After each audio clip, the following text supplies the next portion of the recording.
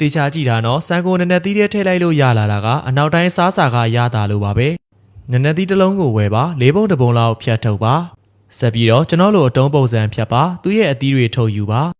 နက်နက်သီးအခွန်ကိုခဏနေသုံးဖို့အတွက်ထားတာပါပကံလုံးနဲ့ကြက်ဥလေးလုံးခောက်ထဲပါမြန်မြန်လေးခောက်လိုက်ပါကျွန်တော်နေတိုင်းဟင်းကောင်းတွေမျှဝေပေးနေတာကြိုက်နေတတ်တယ်ဆိုရင်အသေးလေးပေးခဲ့လို့ရပါတယ်နော်နောက်တစ်ခါစားခြင်းတဲ့အခါမလုပ်တတ်ရင်ကျွန်တော်ကိုရှာတွေ့နိုင်အောင်ဦးရဲစီပူရင်ဦးရဲကြက်ဥထည့်ပြီးကြေအောင်ကြော်ပါဆက်ပြီးပဲစိမ်းပြောင်မှုစိမ်းမုံလာဦးနီနဲ့အခွန်ဖယ်ပြီးသားပစုံတို့ကိုမှွေးပြီးကြက်နေအောင်ကြော်ပါမင်းညကကြံတဲ့ထမင်းကိုပါထည့်ပါတစည်းစီကွာသွားတဲ့အထိကြော်ပေးပါမဆလာတုံးထည့်ပေးပါဘဲငက်ပြားရီတစ်စုံလောက်ဆန်းပေးပါမယ်ပြီးတော့နှမ်းဆန်းအောင်နေပါ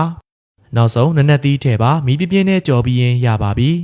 မဆလာရဲ့အနှမ်းကမှွေနေပြီးပျော်ပြောင်းတဲ့ထမင်းနဲ့တွဲလိုက်ရင်တော့တကယ်အရန်ကိုမှွေတယ်ခလေးတွေတပကံမီတပကံစားကြတာစားလို့ကောင်းလို့မရနိုင်ဘူးကြိုင်နေတတ်တယ်ဆိုရင်သိမ်းပြီးတော့စမ်းကြည့်ကြည့်ပါ